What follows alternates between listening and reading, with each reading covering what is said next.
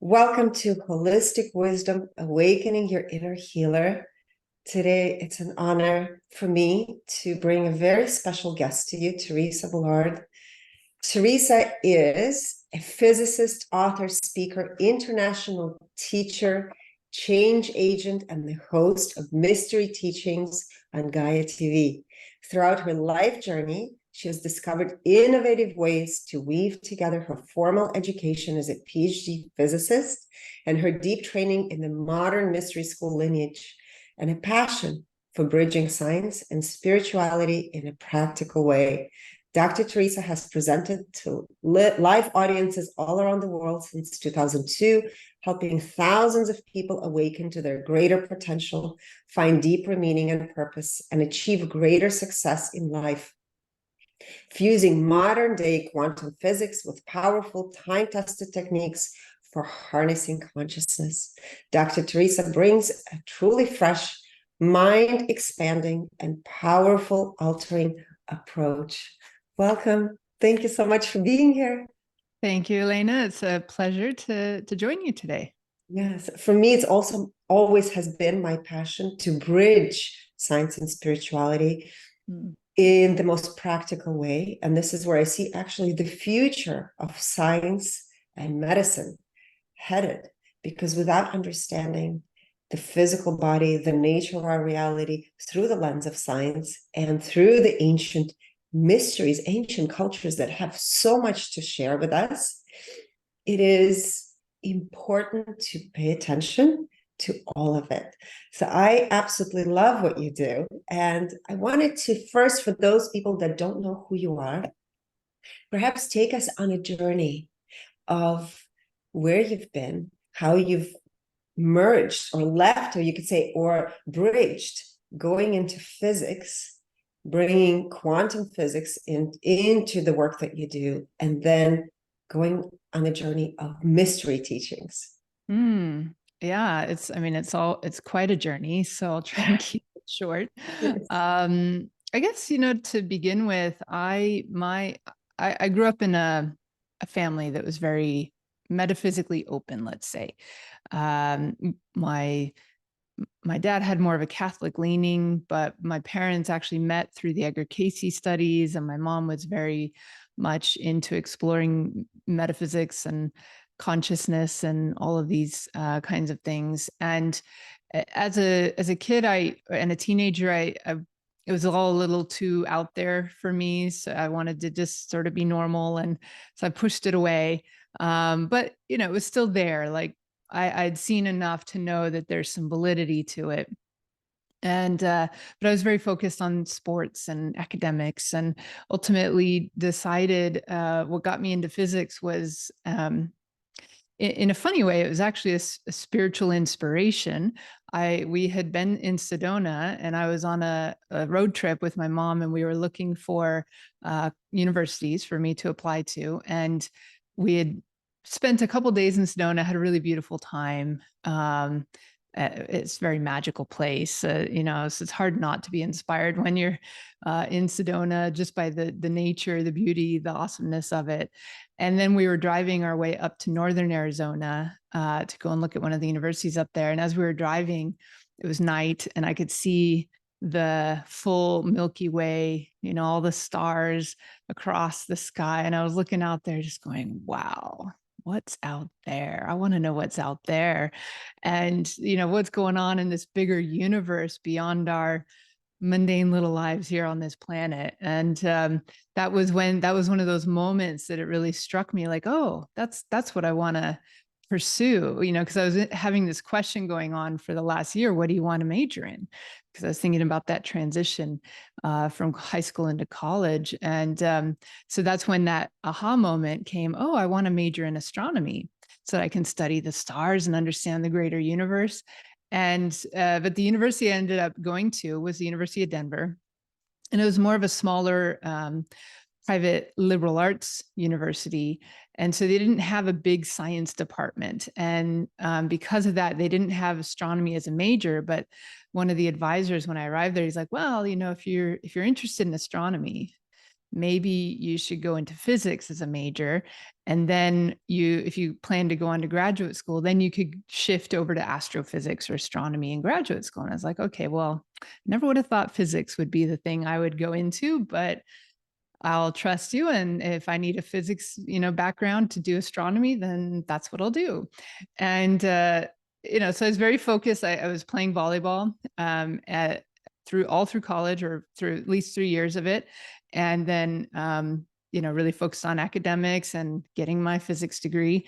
And, physics was actually always a bit of a struggle for me, because from the beginning, they're teaching you classical physics, Newtonian mechanics, electromagnetism, really, really practical, real world, kind of macroscopic world situations. And I just honestly had a hard time with it until we got into modern physics, high energy physics, quantum physics. And then I went, oh, this stuff excites me. And so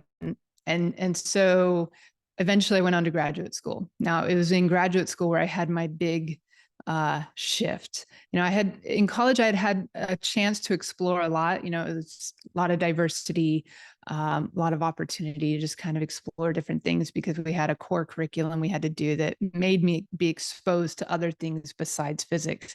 But once I got into graduate school, it was immersion into 80 hours a week of just physics, between classes, homework, testing, research, all of these things and it was 80 hours a week. There was no room for anything else.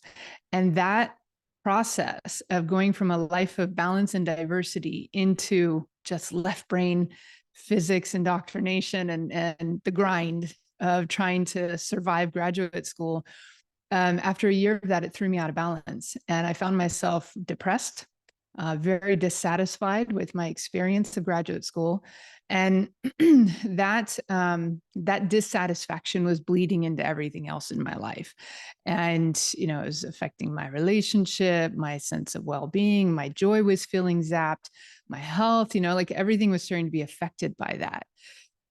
And I think for me, it was fortunate that I had such a strong contrast between having previously had a life of balance and diversity to then only having the one thing. And so I in the following years, like, okay, I need to figure out what's going to bring balance back, what's going to bring meaning back and joy and all of these things. And so I started to very systematically bring all those aspects of life that they say, this is what's going to be the key to life. I brought sports back in, I brought social time, I brought creative hobbies, I systematically brought all these aspects back in.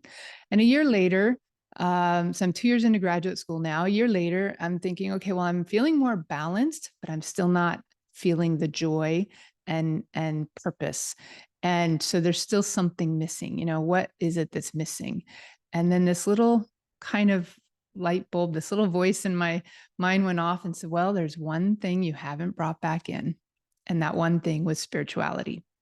And so at that point, I was like, spirituality, really? Could that possibly be it? Because it was never a primary focus in my life. It was always just sort of there on the side and a personal thing. But here it was, the only thing I hadn't brought back in. So I was like, okay, well, I've got nothing else to go on, so let me give it a try. And at that point, I was so well educated into the scientific way of thinking and what science knows, that anything I was going to believe spiritually couldn't negate what I knew to be true scientifically. So I had to find something where the two could complement each other at least. So I started looking for everything where science and consciousness, science and Eastern philosophies, science and spirituality intersected. I was going to conferences, I was reading books, all of these kinds of things. And the more I searched, actually, the more it lit me up. I started finding my passion. I started finding interest. It reminded me actually that why I went into physics in the first place was a spiritual inspiration. And I'd always been open to it. I just never thought it was primary until this point in my life where I realized how important it actually was, because it was the key to bringing that sense of joy and purpose and meaning. And then what ultimately led me into deeper mysteries, because at first it was just, kind of surfing around in some of the new age stuff and some of the science and consciousness conferences. And I wasn't quite satisfied at the level of depth that I was finding, but ultimately it was actually community. I was really searching for community and really wanting to find my tribe, my spiritual family, people that would get me at the same wavelength, and we'd be able to have those deep conversations. And so then I just put a call out to the universe. I put a request out, and I said, I really want to find my spiritual family, people who will get me and who I'll feel a resonance with. And within 2 weeks of putting that request out to the universe, synchronicity led me to somebody in the Modern Mystery School. I went and had a life activation, which is kind of waking up some of our DNA potential. And that one activation started this process of awakening and self-realization and more self-awareness and changing little changes in my life. But yeah, after about like a month, I could look back and say, well, actually, since that one activation, I've made a lot of little changes that have added up to a big change overall, like a higher quality of life. And 4 months down the line, I was finally able to really put words to the fact that I felt my purpose was to bridge the science and the spirituality.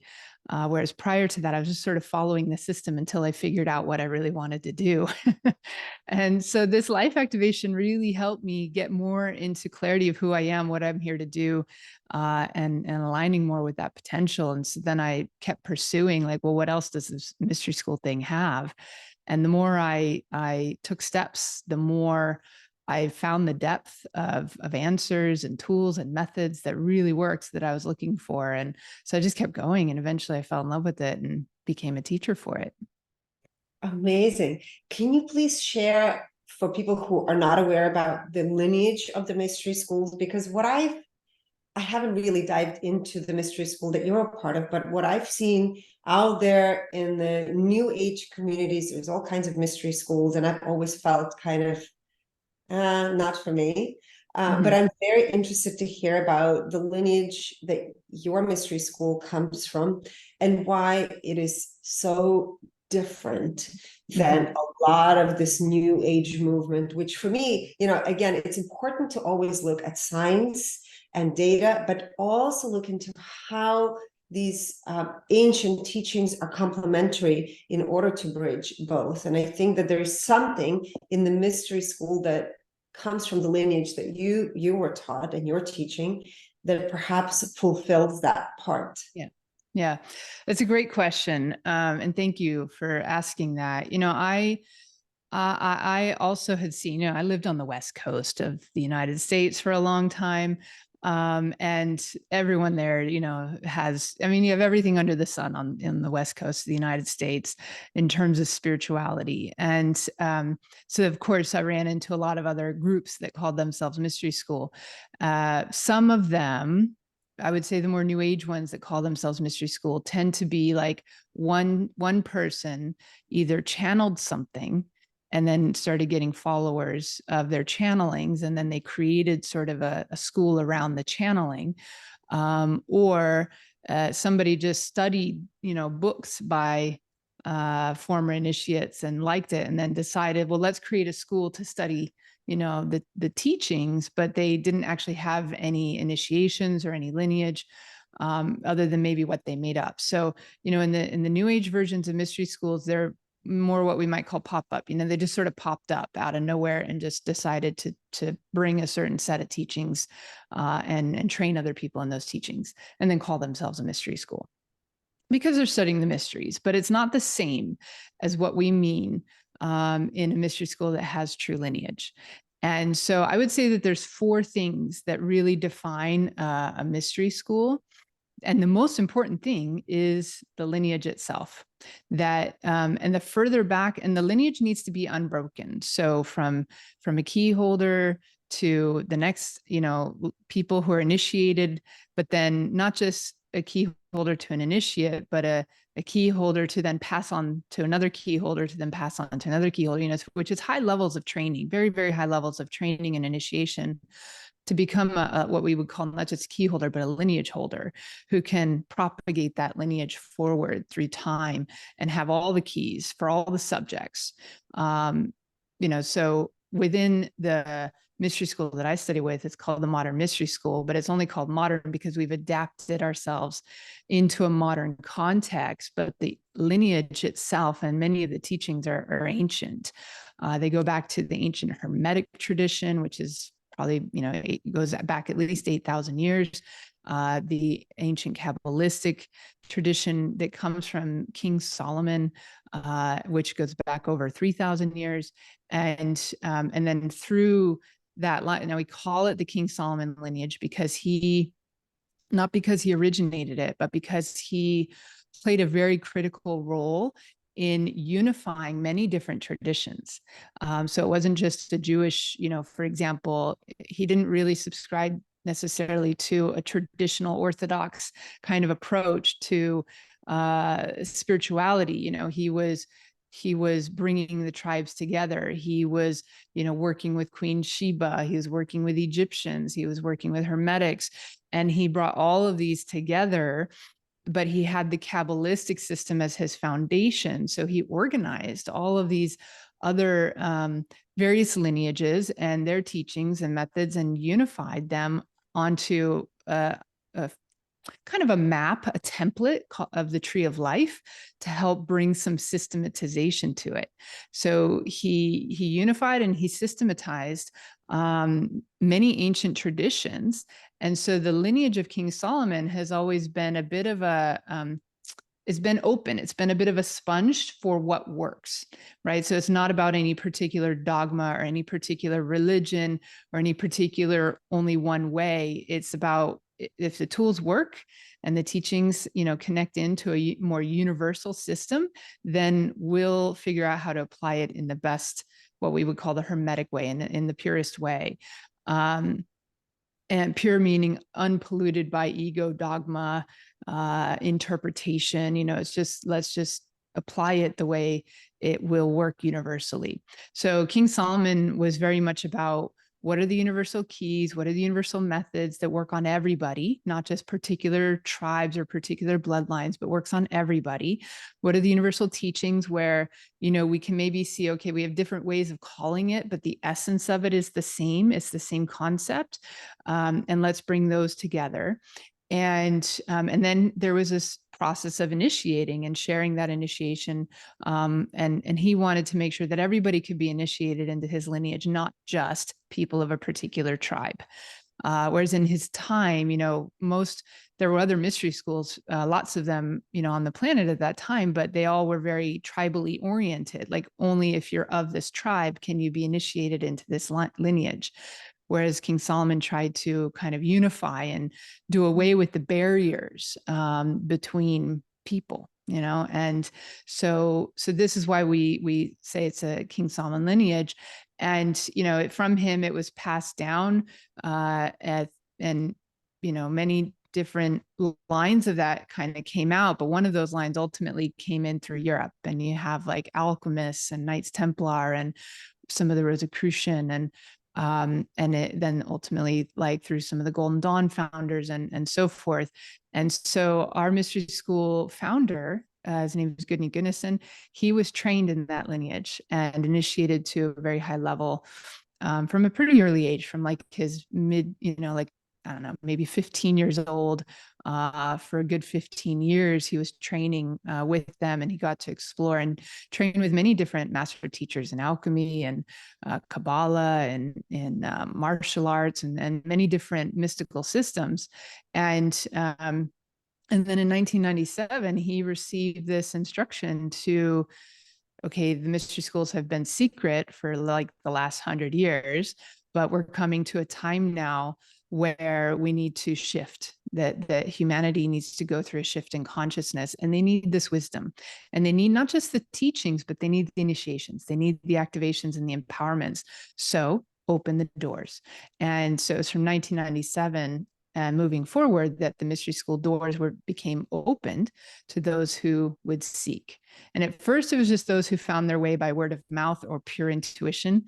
But they could knock on the door and say, I want to be trained, I want to be initiated. And then later, as it grew, we became more and more public. And today, by now, we have practitioners and guides and teachers and so forth in probably about 55 different countries, and major headquarters in Tokyo and in Toronto. Toronto is more the international headquarters. Tokyo is more the headquarters for Japan and Asia. And whereas most of the Western world kind of operates through the Toronto headquarters. And yeah, so lineage is one thing, you know, this unbroken lineage. The other thing is that the teachings have been kept in their original form, right? We don't try to alter the teachings just to fit egos or to make people comfortable with, you know, we don't try to make it fit into current cultural narratives or what's popular right now. It's like, these are the ancient teachings. These have stood the test of time, and they may not actually say the same thing as what's, you know, current in pop culture, but these are time tested and universal and true. And therefore we're going to stick with them, even if they're not comfortable or popular with current narratives. And so that Hermetic wisdom that comes is, I think, a very good tool for helping us to discern and to see, you know, where is current narratives getting out of alignment and maybe too distorted? Where do we need to course correct and come back to a greater level of clarity and discernment within ourselves? So there's the teachings, there's the actual, you know, initiations, activations, and so forth, these modalities that have been done to help really empower people. So the mystery school is not about a guru, for example. It's not about the one person. It's not even about the founder. You know, it's about the ancient lineage teachings and methods that can get passed down from generation to generation. And it's far bigger than any one person. And so we're not here to have the students start looking at us on a pedestal or like gurus or anything like that. It's like, no, your power, your enlightenment, your progression is really based on your effort. And we can help give you, you know, the keys and the tools and the knowledge, but you ultimately have to be the one to apply it. Whereas sort of the guru is, you know, you devote yourself to the guru and their enlightenment becomes somewhat bestowed upon you in a way, so long as you are a devotee to the guru. And that, you know, there's that path, but that's not the way we do it in the Western mystery school tradition. And then I think there's purpose, there's a mission, right? Each mystery school that today, currently on the planet, there are 7 ancient lineages still around from, you know, that can be traced back unbroken. There were more at one point in time, but there have been sort of breaks in some of the lineages, and maybe some of them just sort of, you know, I mean, there have been many genocides on the planet in the past, or wars that kind of created disruption or breaks.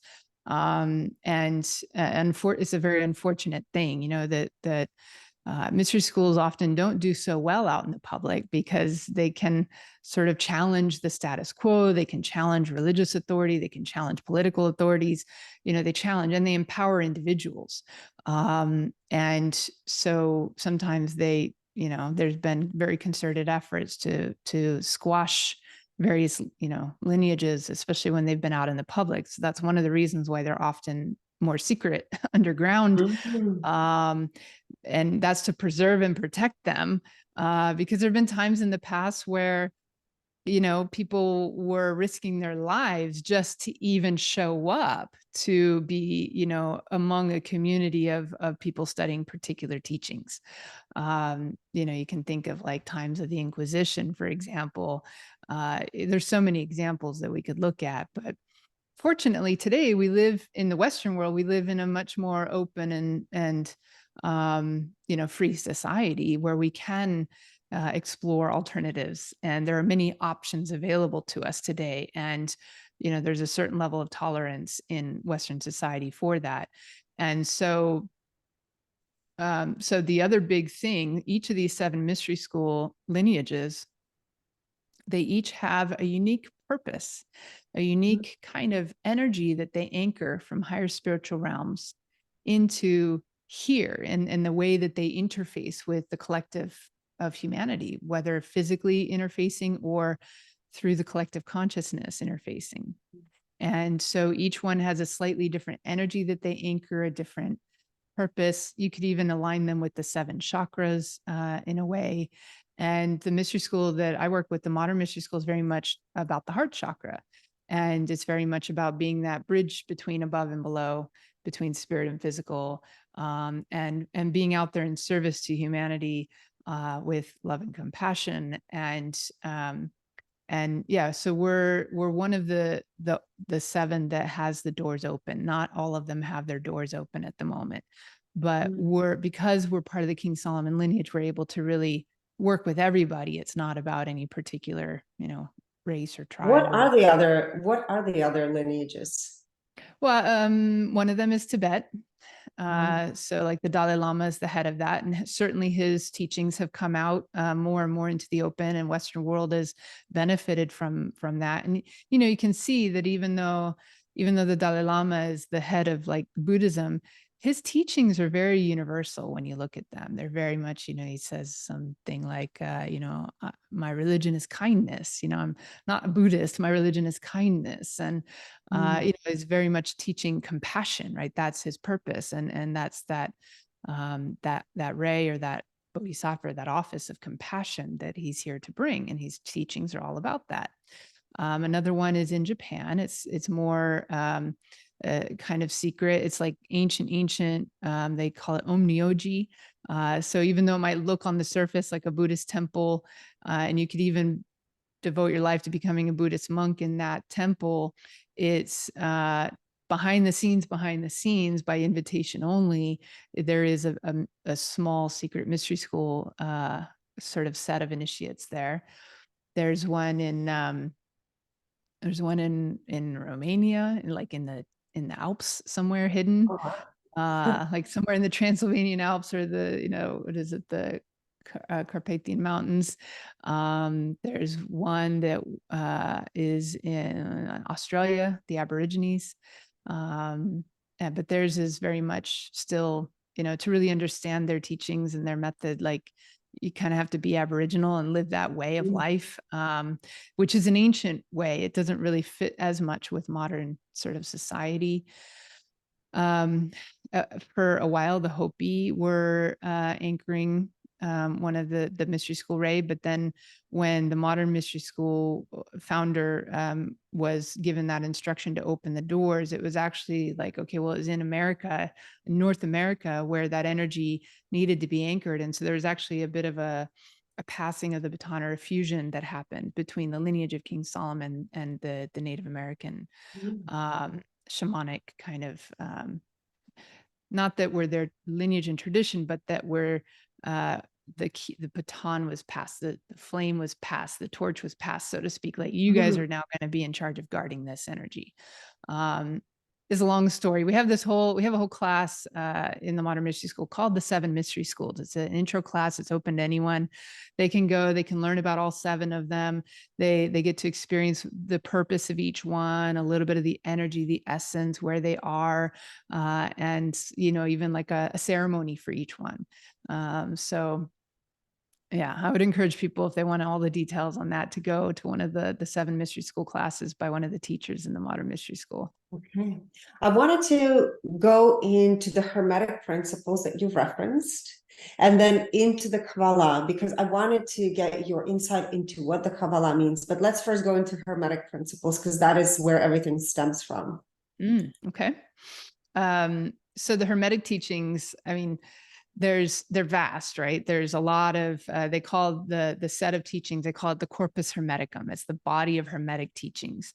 And it goes all the way from the Hermetica to, there's another book called the Divine Pymander.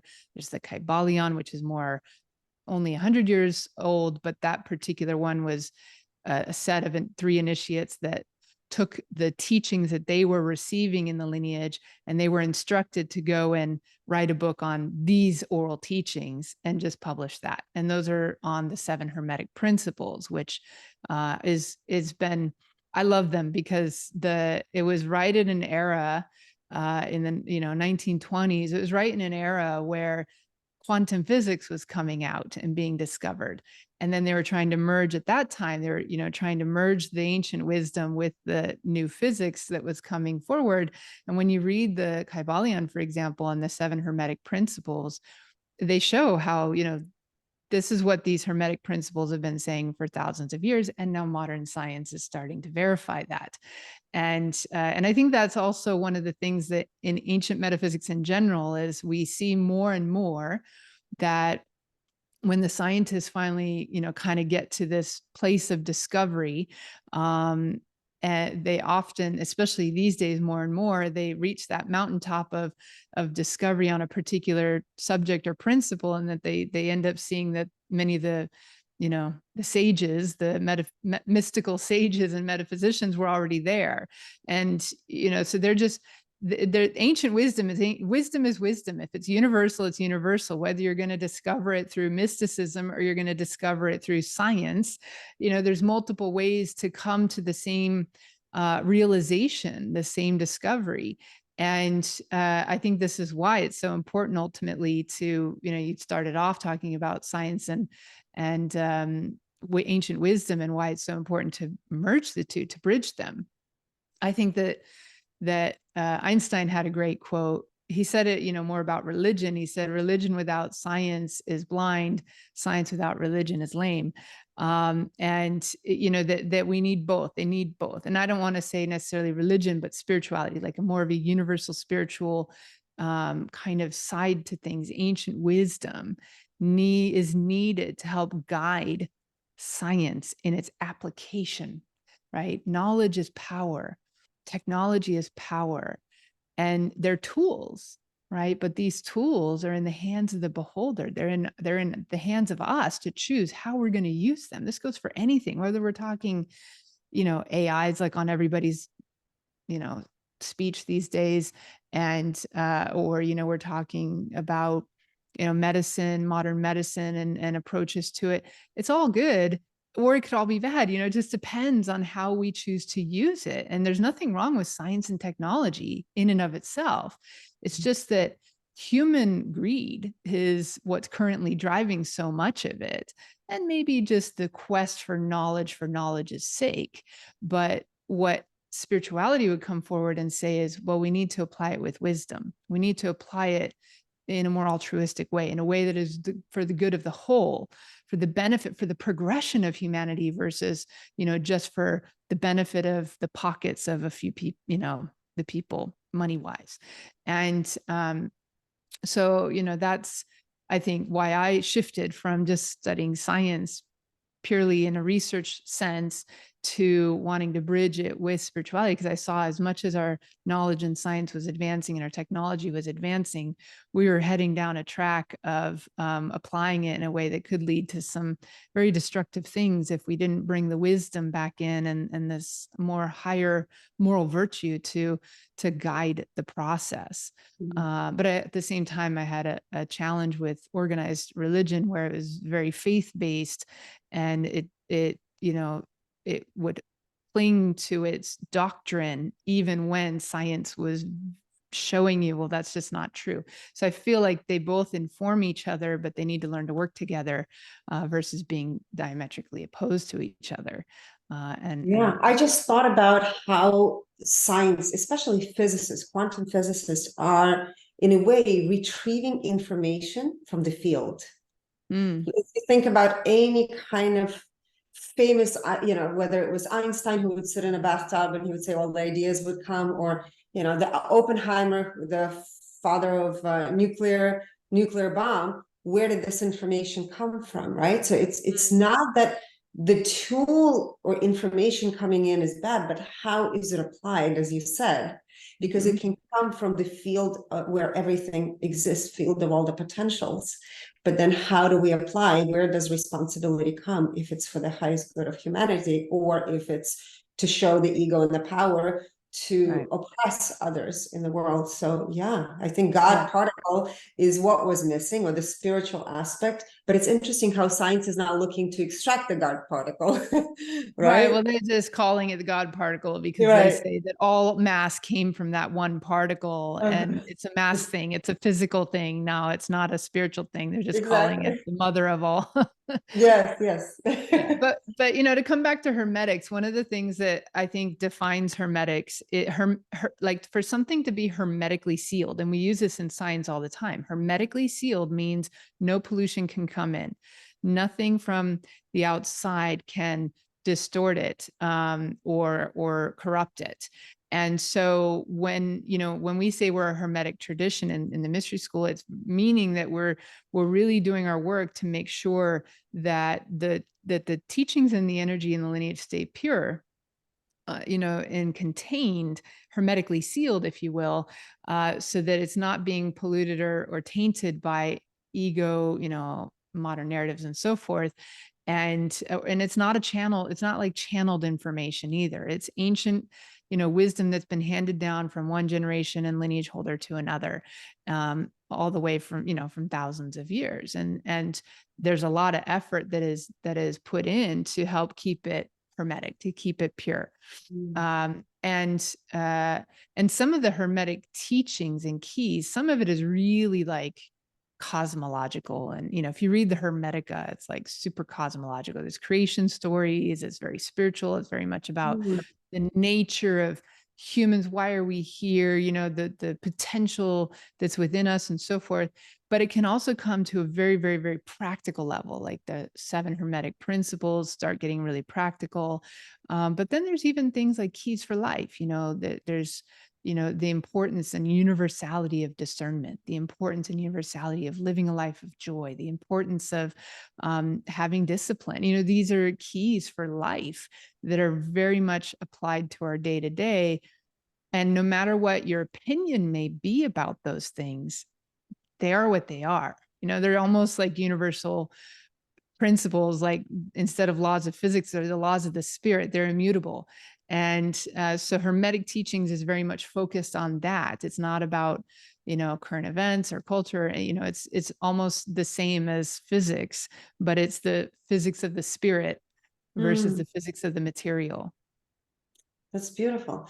And how does it all tie in with the Kabbalistic teachings? Because there's a lineage that I've also seen that has emerged, I think, since late 80s or 90s, where they did say that they're opening it up to the whole world because whoever is open needs to learn this information, which they also say it's a science of understanding our reality. So I want to hear from you in the way that you have learned and you apply the Kabbalistic traditions. And do you have to speak Hebrew? Do you have to know the letters and how they apply? So okay. So in the Western mystery school tradition, in the modern mystery school, and even if you look back at Golden Dawn and some of the Rosicrucian, and further back, you can trace Kabbalah as being a key to the various what we can call occult. And I want to distinguish occult from cult, right? Occult means hidden teachings, hidden wisdom, hidden knowledge that is revealed. And so there's a body of teachings that are occult. It's hidden wisdom, and Kabbalah has always been an essential part of that. Hermetics has been another essential part of that. Study of alchemy, study of astronomy and astrology. Like these are all kind of major pieces that have been brought together into a tapestry of wisdom, universal wisdom. And one of the nice things about the Kabbalistic system is that it very much works with a Western mindset, and a mindset where, it's like, it's very different in, like in a Buddhist system, for example. It's very much about trying to kind of go around the mind, just quiet the mind and go around, let go of all those ego attachments and just sort of bypass it. Whereas in the Western tradition, it's like, no, we need to learn how to harness the power of the mind. But to do that, we have to train it. We have to like come to study it like a scientist would study. And, even things like psychology, modern psychology kind of emerged from this practice that was a metaphysical practice. And so the Kabbalistic system has been used in the Western mystery school tradition, not so much from a Judaic perspective, for example. Like there's many forms of Kabbalah, let's say. So there's very, I think Kabbalah itself predates any particular religion or orthodoxy.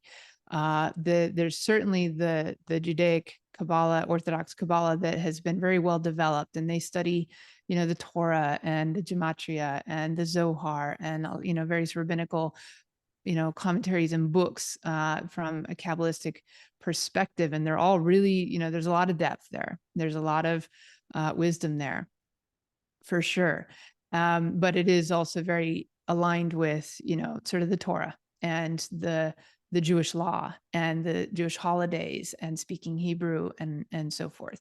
So there's, there are those schools out there that come from the rabbinical approach to Kabbalah.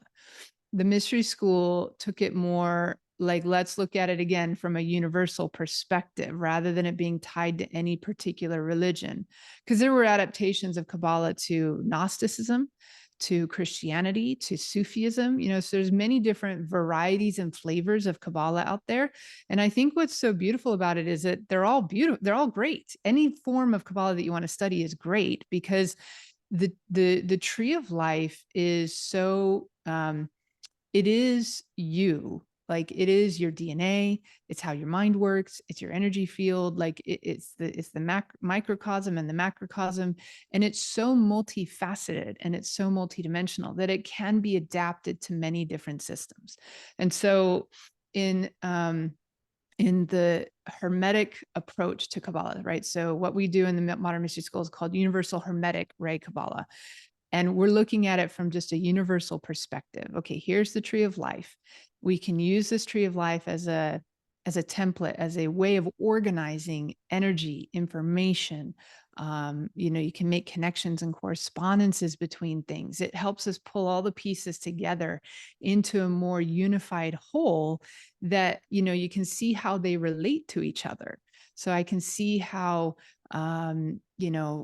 psychology relates to astrology, relates to physics, relates to relationship dynamics, relates to, divine names that we want to call it. I mean, there's so many different levels and layers that we can map on to that tree of life. And, so in just a Hermetic approach, the Hermetic approach by itself is very aesthetic, aesthetic. It's very monk-like. It's very, to live the life of a mystic, which is often more to remove yourself from worldly affairs and just go and read your books and do your meditations and, be a hermit, basically. Hermit. But Kabbalah is about life, and it's about how we live life to the fullest, and how we also bring the spirit into physical and manifest as it is above, so it should be below, and manifest that heaven on earth. And also, while we do that, to raise the physical up to a higher level, to help ascend the physical towards the spirit. So the Kabbalistic system becomes this way to help bring, we can bring the Hermetic wisdom into it, but it also brings it into life, right? So we make it come alive. We make it become personal, felt, like direct experience by living it in the way we work with Kabbalah. So how we teach people, it's not so much about having to speak Hebrew or read the Torah, we look at the Sefer Yetzirah. We look at some of these, teachings in some of the advanced versions that we're looking at. We will get into the Lurianic Kabbalah and books like that, Tzayim. But in the initial stages of the Tree of Life process that we do, it's about you.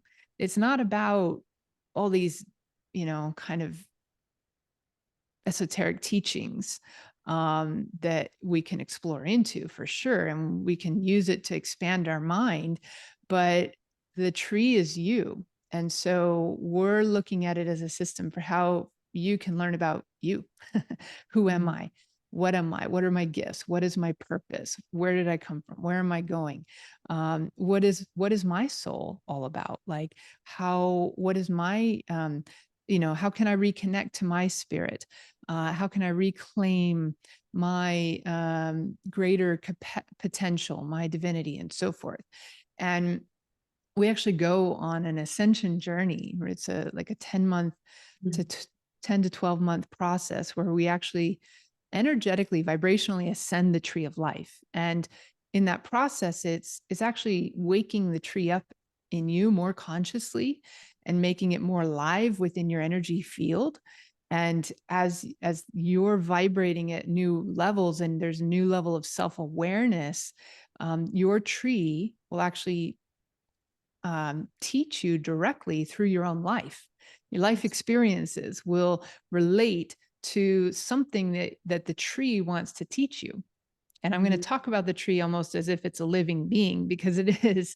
And it becomes a guide to how to live life, more in alignment with your greater potential.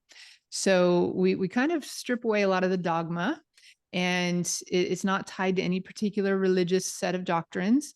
It's just here's the core essence of the tree and how it relates to you, and what you may be like, what questions you need to be asking yourself so that you can gain the knowledge from within, and so that your life can teach you, but that you'll recognize what your life is trying to teach you, because life's always trying to teach us, but people aren't always aware of what it's trying to teach us. So that by doing this ascension journey with the tree, it gives us this opportunity to really become more clear, more aware of what life is trying to teach us, and to learn to see through the lens of the tree of life, and each aspect of the tree, so that we can recognize the lessons that are coming and where it fits in relationship to the tree. So it's a very personal experience. Yeah. I'm wondering, since you've been in this realm for so long as a mystery school teacher, different events happen in life.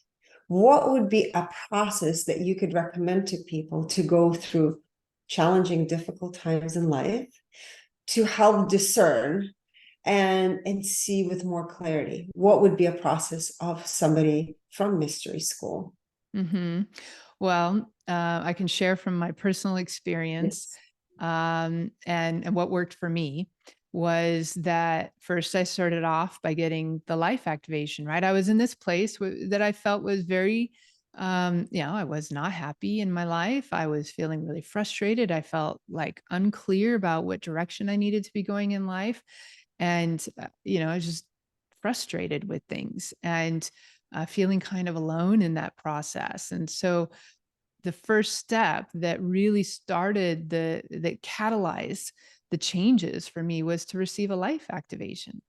And that was one session. It was just a one-on-one private session that comes, it's not a new age modality. It comes from this ancient lineage tradition, goes all the way back to King Solomon, all the way back to ancient Egyptian, and even further back. But it's just a couple hours process where it balances out your energy field. So it restores you to that kind of homeostasis balance point. And then it puts the light into your DNA pattern, like your blueprints within what we call the etheric field. So it's an energetic process, but it's the etheric is like the blueprint to the physical. So we're accessing that and putting a particular kind of coherent light in that lights up their tree of life, which is the sacred geometric framework, let's say, for the DNA. And it's like plugging you back into the light, basically. And so, most people in their DNA, they might have like one or two aspects of that whole tree of life pattern awakened. People who really are advancing on their spiritual progression might get up to 6 or so of them awakened on their own. But to get all of it awakened, which ultimately comes down to like what the life activation can do, it says we have 24, right? So there's 12 key aspects, but then there's physical and spiritual. So there's 24 key aspects or keys that need to be awakened. And each of those have another 12 within them, right? So it's very holographic in that sense. The life activation awakens 22 out of the 24 in connection specifically with your pineal gland, which is the master cell. And that turns the mainframe on to be operating at a more full level. And that created just self-awareness. It created new clarity coming through. It led me to making, really practical choices and changes in my daily life habits, that in any one thing, it wasn't a big deal, but when you add them all up, it became a big deal.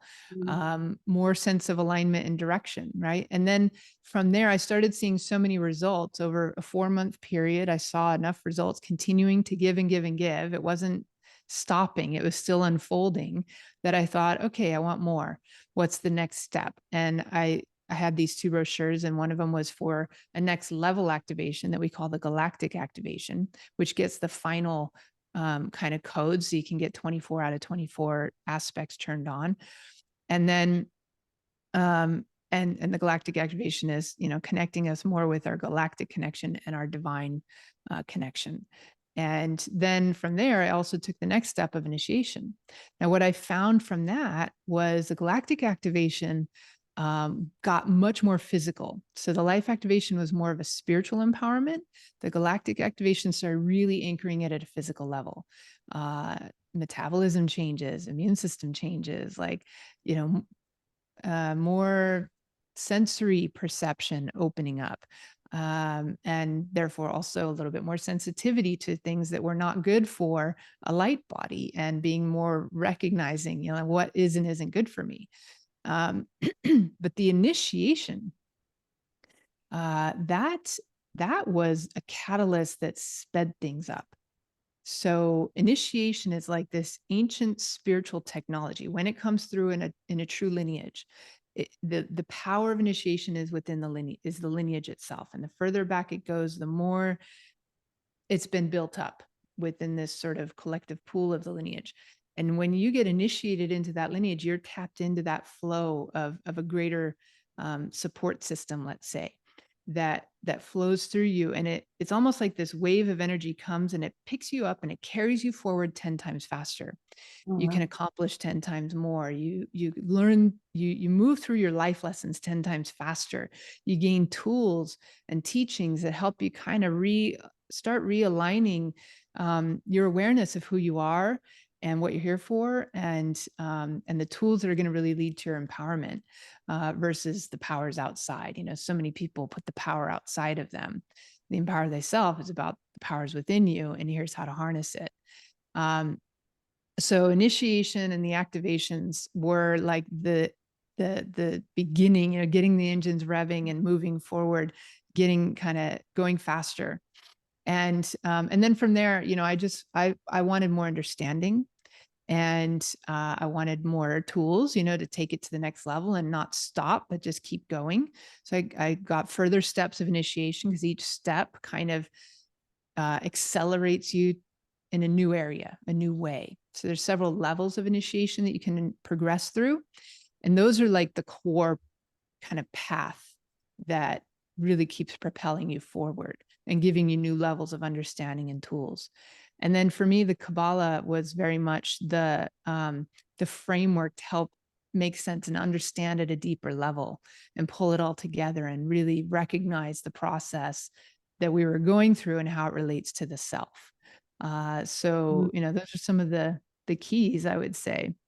But there's amazing power in a true mystery school lineage. And, there's magic to it, like magic being something that science can't yet explain. Doesn't mean it's not scientific. It's very scientific. There's a method to it. There's an order, there's a reason, there's a systematic kind of flow of energy to it, but it's outside the realm of current science's understanding. So we can call it magic, but it really works. It's amazing.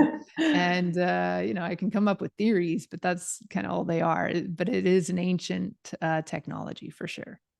Would you say that somehow this lineage is also linked to Atlantean times? Because I always think of Atlantean times because the light was brought from there to Egypt, and this is where it kind of all dispersed. Would you say that the pre-Diluvian Atlantean? For sure, there's pre-Diluvian. Atlantis. I think there are many ancient civilizations on the planet, not just Atlantis. I think there was other beings, other races or whatever whatever we want to call them, that were here prior to our known history of humans.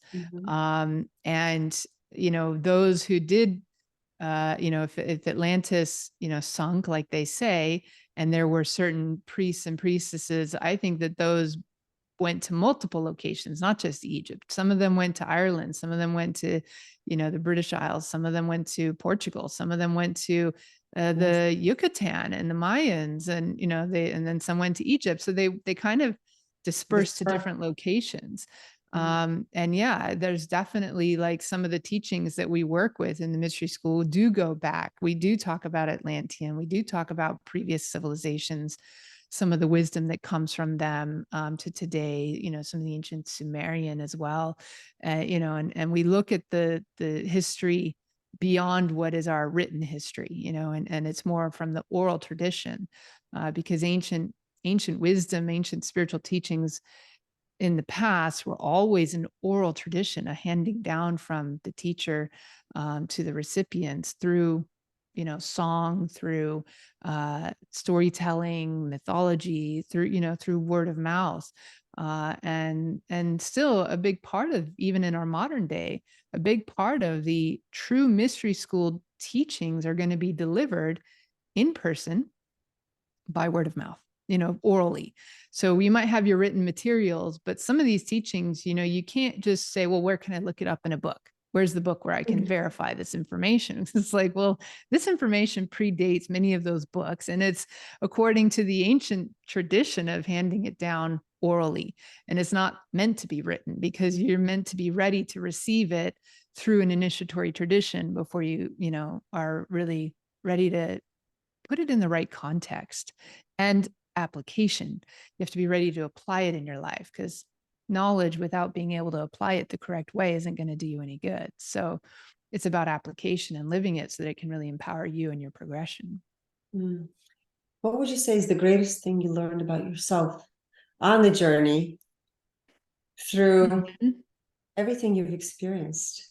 You know what? I'm going to tell you what the most important key lesson is for everyone. And we actually do start to deliver it right away in the first initiation course that we call the Empower Thyself. It is the recognition that you are God, that God is in you. And we're not saying that you're the God in the sense of, the source of everything, but you are the God, you are the creator of your own life. And your potential is limitless. It is infinite. And to fully realize that, though, here and now in this physical life, there's a process of training your body and your soul and your mind to be able to really anchor it from the spirit, which is infinite, to here and now in this physical dense reality that we're experiencing here. But you are God. And, so many people, either they don't have the sense of worthiness to be able to claim that, right? So they look down upon themselves. And if we were to change, one thing about people, it's to know that you are divine, you are worthy, you have beauty and goodness and all these great qualities inside of you, and you just need to learn to tap into it. But that part of you that says, I'm not enough, I'm not good enough, I'm not pretty enough, I'm not smart enough, I'm not whatever enough, that's that inner critic. You got to get rid of that. That's your enemy right there. Got to get rid of that. But at the same time, you're not perfect as you are right now. You can become perfect. You can strive towards, but will we ever reach it? I think we're on an ongoing journey towards greater and greater levels of perfection, but will we ever reach perfection? Well, the moment you do, you stagnate. So then you're no longer perfect, right? So it's like, it's not about being perfect. It's about striving towards being greater than we are today. And that progression, right? And learning to always, be focused on our progression. And so that we can really optimize and more fully manifest our full divine potential into this physical life. That's what we're here for. That's our task. And it's the most empowering journey you could possibly step on. But however, there is responsibility that comes with that. And that's one of those things that some people are like, no, I don't want that responsibility, right? They don't want the responsibility, the power to recognize that they actually have the power to change their lives. They want that power to be outside of them. So then they just can be the victim. So, if you want to be a victim, don't step into the mystery school teachings. If you want to be empowered, then, we've got a lot that can serve and accelerate your progression. From a mystery school perspective, would you say that the creation itself, people call it God, others say creation itself, that it is still not perfect because it's ever expanding and ever learning and ever evolving, and we're all playing very integral part in its expansion, perfection journey of creation itself? 100%. Yeah, it's the whole purpose of the light is to expand and to keep pushing out to expand out further and further and further. And as it pushes out into what was previously in the dark, it turns the lights on. It helps awaken potentials that were that were latent, right? That were in a dormant state. And we're constantly pushing that light to that, awaken new potentials. So yeah, it's an ever evolving, endless journey, but we're eternal beings. So what else are we going to do? We're on a journey through eternity. And this life here, this, physical experience that we're having is just the blink of an eye.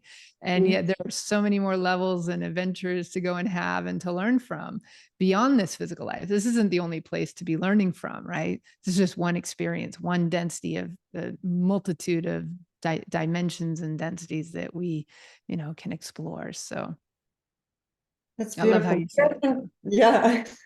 Where can people find your work? And what classes are you teaching? Are you teaching anything in person for those people that are interested to actually take a live activation, perhaps with you? Yeah. So best thing to do is to go to my website, theresabullard.com. And they could sign up for my newsletter. And that's, the way to be kept informed of when I have different offerings on the schedule. And also, I will say that if they're liking some what they're hearing here, they might really enjoy.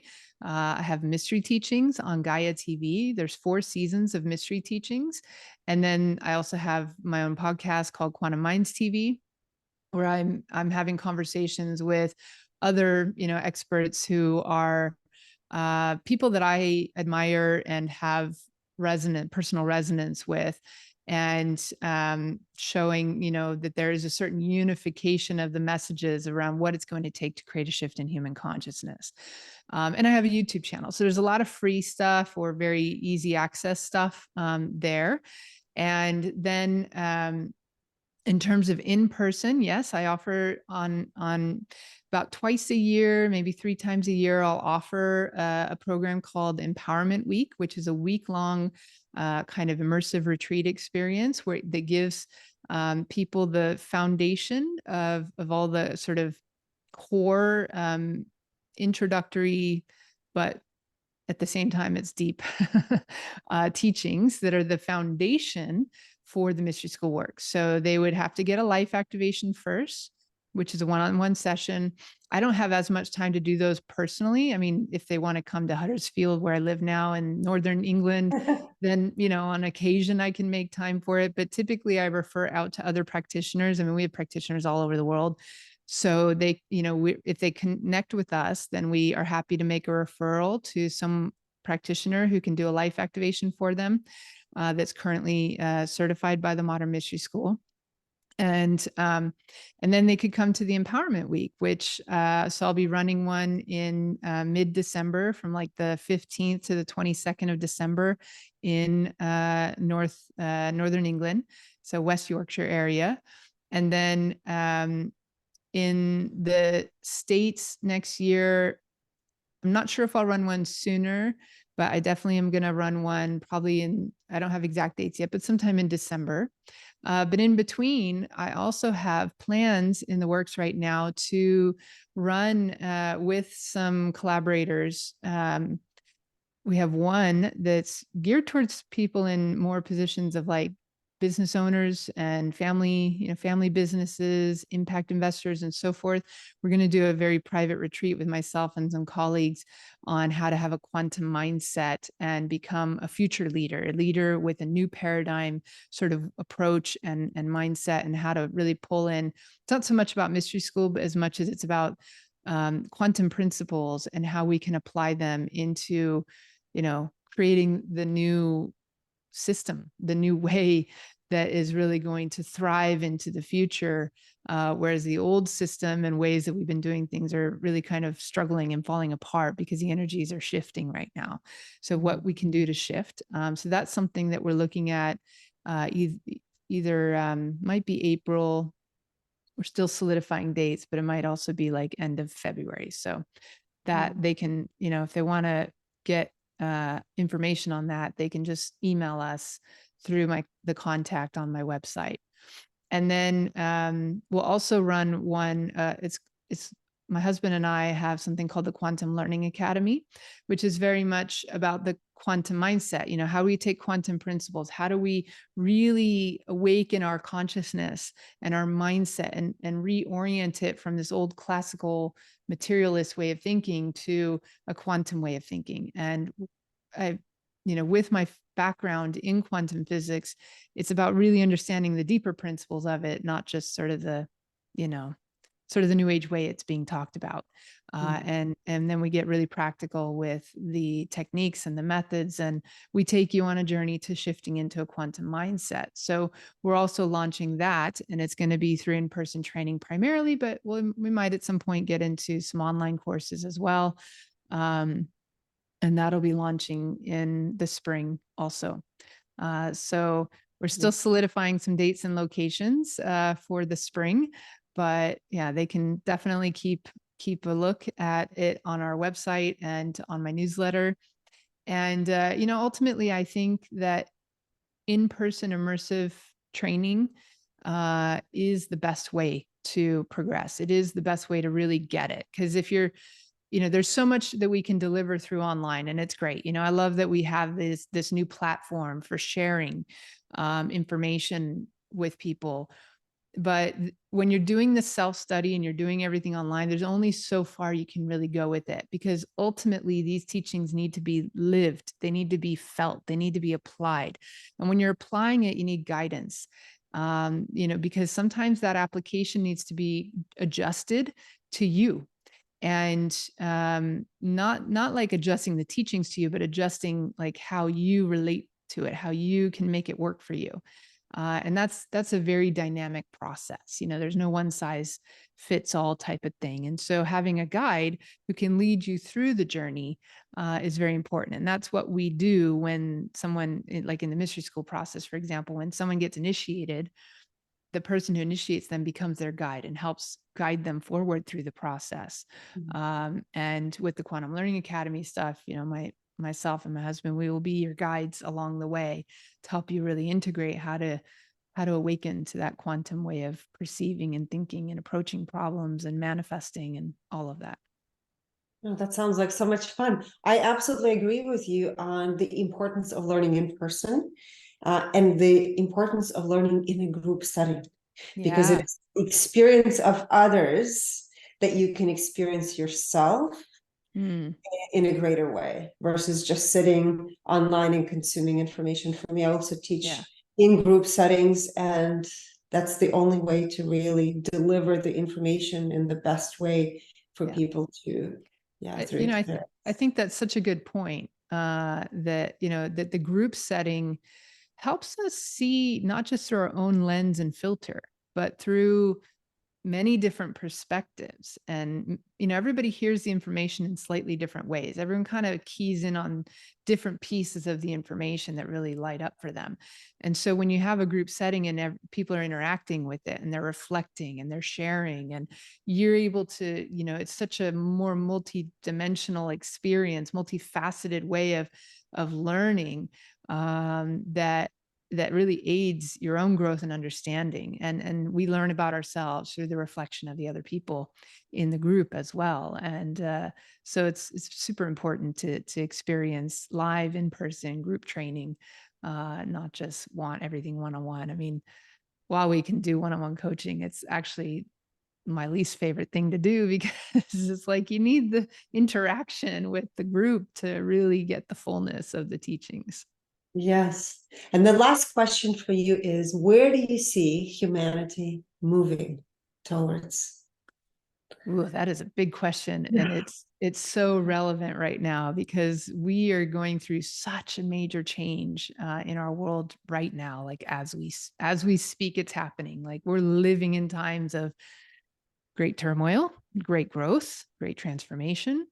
It can be very uncomfortable. There can be a lot of growing pains in the process. There's going to be some people who really fight that change because people, unfortunately, like their comfort zone and their sense of what's familiar, and what they feel they can kind of control. So there's certain people who are fighting the changes.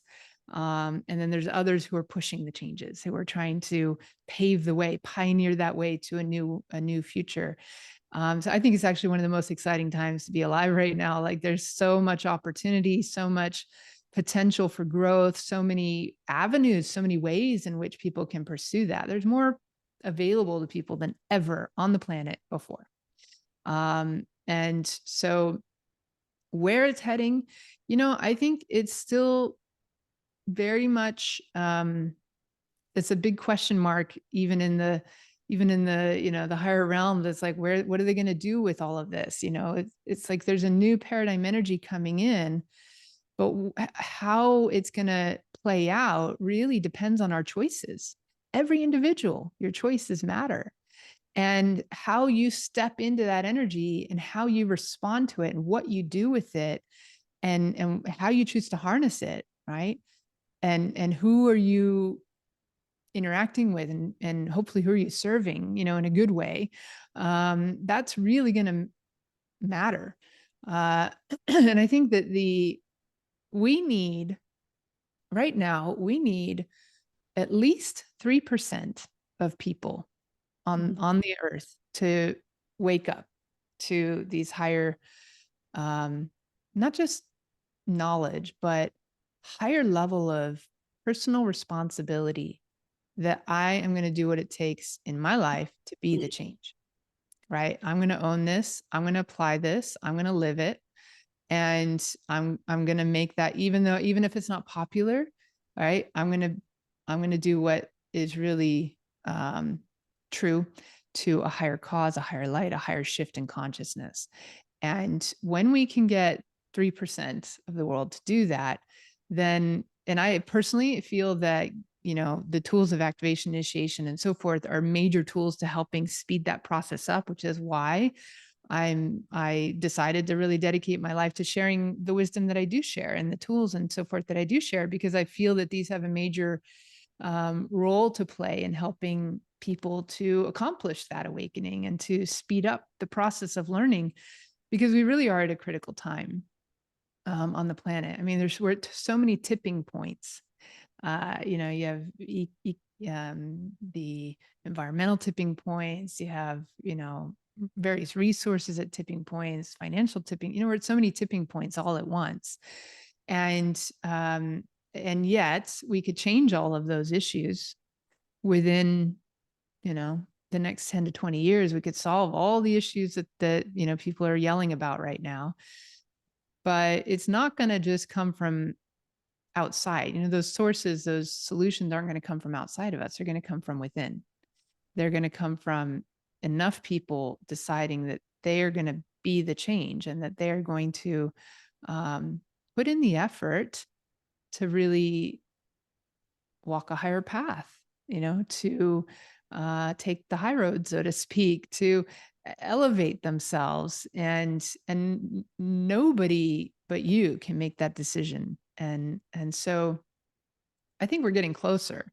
Like, you look at the news and it looks really terrible. And like the world is falling apart and it's very depressing. But the media is trained to, or told to, only deliver the negative, because it always puts people in fight, flight, fear mode. And when you're in that mode, you're more easily controlled and manipulated.